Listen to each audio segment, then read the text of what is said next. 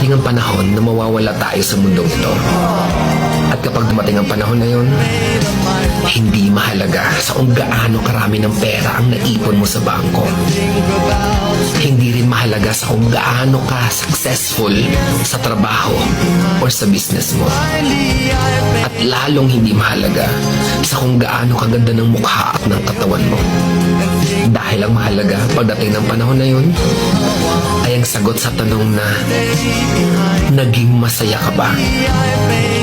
Nagawa mo ba ang kagustuhan ng puso mo kahit pag-gaano ka malito sa mata ng mundo?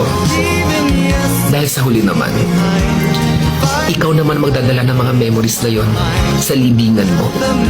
Hindi naman ang mga tao sa paligid mo. So make sure na bago pa dumating ang panahon na aalis na tayo sa mundong ito, siguraduhin mo sa sarili mo na magiging masaya ka at magagawa mo ang kagustuhan ng puso mo kahit pag-aano ka kontra ng mga tao sa puso mo.